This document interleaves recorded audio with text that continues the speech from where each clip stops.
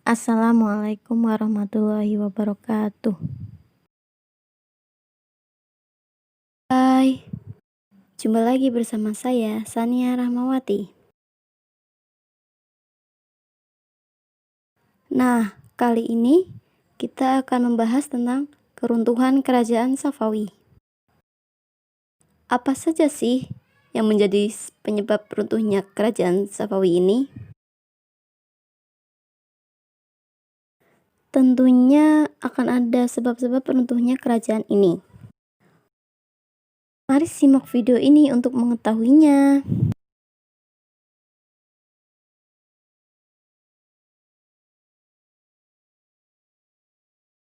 Kerajaan Safawi pernah mengalami kejayaan, yaitu pada masa kekuasaan Abbas I. Abbas I ini mampu mengatasi berbagai permasalahan yang ada di negerinya. Abbas I ini juga berhasil merebut wilayah-wilayahnya kembali yang pernah direbut oleh kerajaan lainnya. Namun, setelah Abbas I meninggal, kerajaan Safawi ternyata tidak bisa bertahan lama.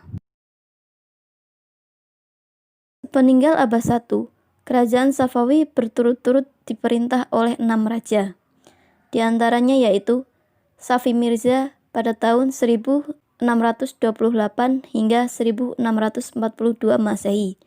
Kemudian Abbas II yaitu pada tahun 1642 hingga 1667 Masehi. Sulaiman pada tahun 1667 hingga 1694 Masehi.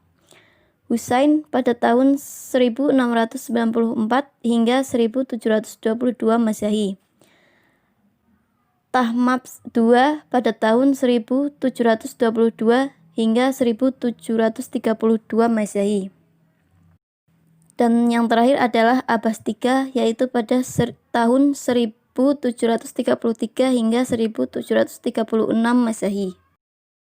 Sayangnya, pada masa raja-raja tersebut, kondisi kerajaan Safawi tidak menuju grafik naik dan berkembang, tetapi justru malah memperlihatkan kemunduran yang akhirnya membawa kepada kehancuran.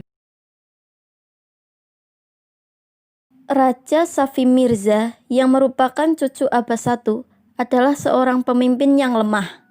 Ia sangat kejam terhadap pembesar-pembesar kerajaan karena sifat pencemburuannya. Karenanya, kemajuan yang pernah dicapai oleh Abbas I segera menurun. Abbas II adalah raja yang suka minum minuman keras sehingga ia jatuh sakit dan meninggal. Meskipun demikian, dengan bantuan wazir-wazirnya, pada masa kota Kandahar dapat direbut kembali. Sebagaimana Abbas II, Sulaiman juga seorang pemabuk. Ia bertindak kejam terhadap para pembesar yang dicurigainya. Akibatnya, rakyat bersikap asa bodoh terhadap pemerintah. Lalu, ia diganti oleh Syekh Husain yang alim. Pengganti Sulaiman ini memberi kekuasaan yang besar kepada para ulama Syiah yang sering memaksakan pendapatnya terhadap penganut aliran Sunni. Sikap ini membangkitkan kemarahan golongan Sunni Afghanistan, sehingga mereka berontak dan berhasil mengakhiri kekuasaan dinasti Safawi. Perontakan bangsa Afghanistan tersebut terjadi pertama kali pada tahun 1709 Masehi di bawah pimpinan Mir Faiz yang berhasil merebut wilayah Kandahar. Pemberontakan lainnya yang terjadi di Herat, suku Ardabil Afghanistan, berhasil menduduki Mashhad. Mir Faiz diganti oleh Mir Mahmud sebagai penguasa Kandahar. Mir Mahmud berhasil mempersatukan pasukannya dengan pasukan Ardabil. Dengan kekuatan gabungan ini, Mir Mahmud berusaha memperluas wilayah kekuasaannya dengan merebut negeri-negeri Afgan dari kekuasaan Safawi.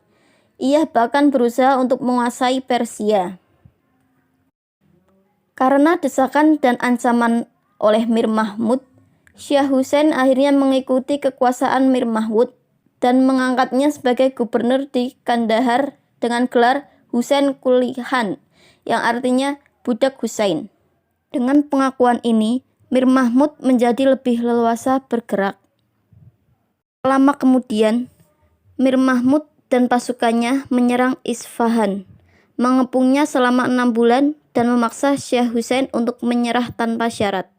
Selama terjadinya pengepungan, penduduk Isfahan mengalami penderitaan hebat, kelaparan, dan penyakit merajalela. Lebih dari 8.000 penduduk meninggal akibat kelaparan, penyakit, dan peperangan. Mayat-mayat manusia tertimbun dan membusuk di jalan-jalan. Pada tanggal 12 Oktober 1722 Masehi, Syekh Husain menyerah, dan pada tanggal 25 Oktober, Mir Mahmud memasuki kota Isfahan dengan penuh kemenangan.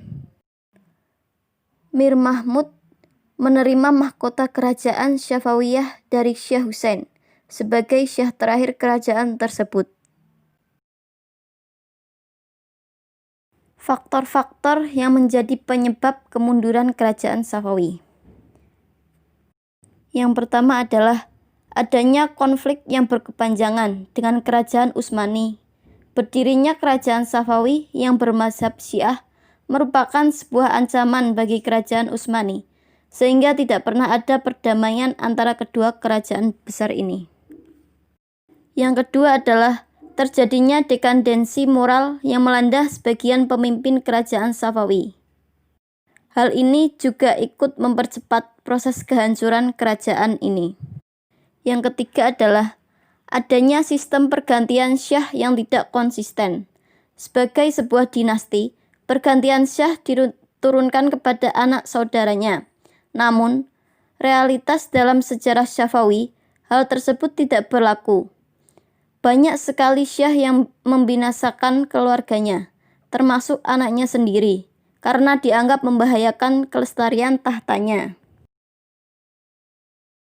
Kehadiran kerajaan Safawi ke panggung sejarah dalam periode 1501 hingga 1736 Masehi memiliki arti sangat besar bagi umat Islam dan bangsa Persia sendiri.